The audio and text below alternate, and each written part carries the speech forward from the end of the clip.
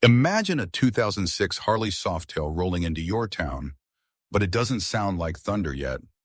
No, the first thing you notice isn't the roar, it's the scars. I mean, this bike looked like it had clawed its way out of a junkyard fistfight, and honestly, it looked like it won.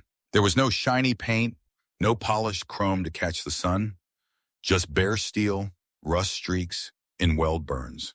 It was like every mile it had ever traveled was baked right into the metal.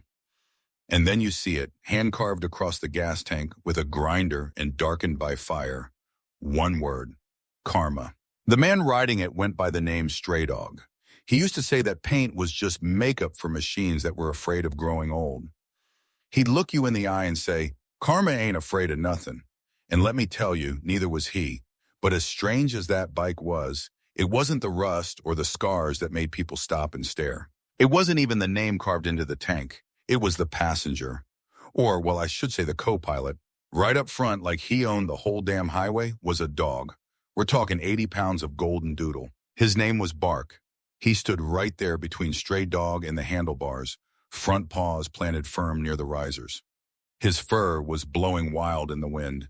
His nose pointed straight down the road like a captain guiding an outlaw ship. Most people laughed the first time they saw it, you know? They thought it was a circus act. But then Bark would look them in the eyes. And that's when they realized that dog wasn't riding for the fun of it. He was riding watch. He was the lookout. Stray Dog trusted that dog more than any human being he'd ever met. Bark had this sense, you see? He could feel bad intentions before a single word was even spoken. He'd growl low when danger was creeping up, and he'd bark once, just once, whenever someone told a lie. Stray Dog always called him the best judge of character he ever knew.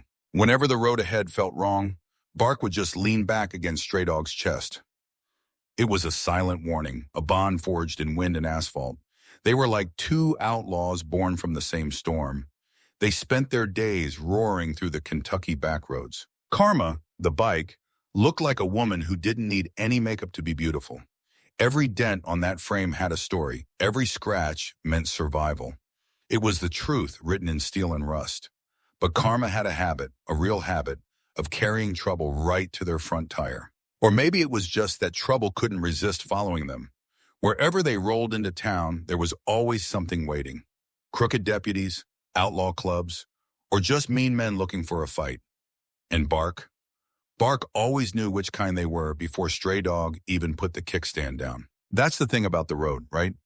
It shows people for who they really are. A motorcycle can carry a man anywhere, but a dog keeps him human. Now let me tell you about the time they rolled into the Kentucky State Fair. It's a place that smells like diesel smoke, fried food, wet hay, and if you're looking closely, bad decisions. It's exactly the kind of place where trouble likes to gather and wait for the sun to go down. Karma rolled through the crowded fairgrounds slow and loud. The old Harley was rattling like thunder trapped in a coffee can. The rust shimmered under the midway lights, and that bare metal caught the sunset like an old outlaw's grin. It was a sight to behold, honestly. Bark was there, paws braced near the handlebars, ears flapping in the breeze. His tongue was hanging out, looking happy as could be. Kids were pointing and shouting, "Daddy, look, that dog's driving the motorcycle." Stray Dog would just tip 2 fingers from the bars and say, "Better than most humans." Bark would bark once, real proud. The crowd loved them. They were the stars of the show for a minute. But you have to remember, crowds have a way of hiding wolves. And that day, the wolves were wearing leather vests and riding under black flags. Near the livestock barns, there were 20 bikes parked. They all flew flags marked with a red-eyed buzzard skull. The Buzzards Motorcycle Club. Mean sons of bitches, every single one of them. And right in the middle was their president, Big Jim Vulture. Big Jim was a mountain of a man, 6'4" with a gray beard braided with silver rings. He had a scar running from his ear all the way down to his chin. And his eyes, well, his eyes were cold as muddy river water. He watched Karma roll in and he smiled. It wasn't a nice smile. "Well, hell," Big Jim muttered. "Look what the dog dragged in." The buzzards all started laughing, that low, mean chuckle that usually precedes a hospital visit. But Bark stopped panting immediately. He went stiff. That was the first sign that things were about to go south. Stray Dog whispered to his partner, "I know, partner. I smell rotten meat, too." He didn't speed up. He didn't slow down. He just kept rolling. But then one of the younger buzzards trying to show off for his boss stepped toward Bark. That was a huge mistake, a monumental mistake. Before the biker's fingers could even get close, Bark exploded. He lunged forward with a roar so deep and so primal that nobody could believe it came from a doodle. Teeth flashed white in the twilight. The biker stumbled back, tripping over a folding chair. And that was it. The fuse was lit. The fight just exploded. Powdered sugar from a wrecked funnel cake stand flew through the air like a white cloud. Chains were swinging, beer was spilling everywhere, and people were screaming. It was pure chaos. Bark was fighting like a wolf wrapped in golden fur. Stray Dog moved like a man who had spent his whole life learning lessons in bar fights. Every punch he threw had years of experience behind it. But then Big Jim himself stepped forward. He was huge, moving like a wrecking ball. He looked at Stray Dog and said, "You should have kept riding." Stray Dog just wiped some blood from his mouth and said, "Probably." Big Jim swung a fist that could have leveled a wall. Stray Dog slipped the punch, and the blow was so hard it shattered a beer sign behind him. But then Big Jim grabbed him. He was just too big. He slammed Stray Dog against Karma. Hard enough to make the headlights shake. And that was the turning point. See, you can hit Stray Dog all you want, but nobody, and I mean nobody, hurts Karma. That bike was his soul in steel form. Stray Dog saw red. He delivered a headbutt square to Big Jim's nose. You could hear the crunch over the noise of the fair. Blood sprayed, and the crowd just lost its mind. Bark jumped right onto Big Jim's chest, barking victory at the Kentucky sky while Big Jim hit the dirt. Stray Dog didn't stick around to celebrate. He climbed back onto Karma, the engine groaning to life like a beast waking up. Before he kicked it into gear, he looked at the stunned buzzards one last time. He wanted them to remember this moment, to feel the weight of it. "You boys ought to learn something," he said. Someone in the back muttered, "What's that?" Stray Dog reached out and scratched Bark behind the ears. He looked at the yeoman, then back at the bikers. "Never underestimate a man with nothing left to lose."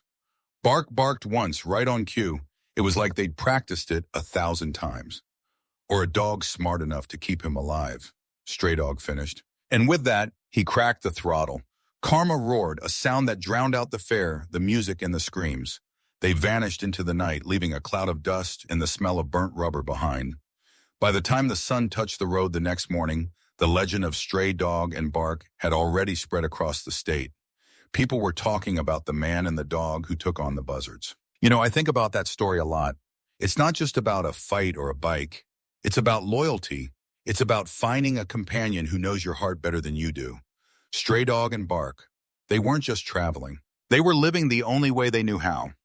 If you're ever out on those Kentucky back roads and you hear a sound like thunder in a coffee can, look closely. You might see a flash of bare steel and a golden doodle standing tall in the wind.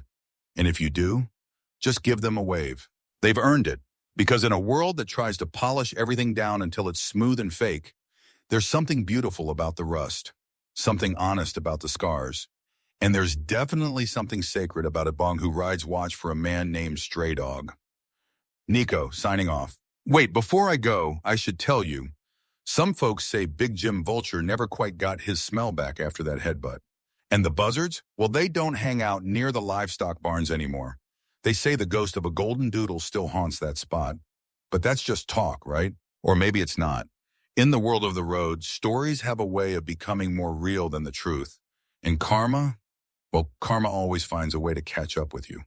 Whether you're on 2 wheels or 2 feet, it's just the way of things. So keep your eyes open. Keep your heart true. And if you've got a dog, maybe give them an extra scratch behind the ears tonight. You never know when you'll need a partner who can smell trouble before it even rounds the corner. See you on the next stretch of road. I mean, think about the bond there. 80 pounds of fur standing on a vibrating machine at 70 miles per hour. That's not just training. That's absolute unwavering trust. Most humans can't even trust each other to pick up the tab at dinner, let alone guard their lives on a highway. And the bike itself, that 2006 Softail, it's a classic for a reason. But the way Stray Dog kept it, it was a middle finger to the chrome and polished crowd. It was a statement. This is who I am. I've been through the fire, and I'm still rolling. It's a philosophy we could all learn from, honestly. Every time I tell this story, I get a little more inspired. It's the grit, the absolute, unadulterated grit of it all. No fancy gadgets, no GPS, just a man, a DM, and a machine named Karma. It makes you want to go out and find your own open road, doesn't it? Just to see what's waiting. But remember the lesson from the fair. Don't go looking for trouble because trouble is already looking for you. And if you do find it, make sure you've got someone like Bark in your corner, or at least make sure you've got the spirit of Stray Dog in your heart. All right? For real this time. Take care. Actually, one more thing. I heard a rumor that Stray Dog was spotted recently near the coast.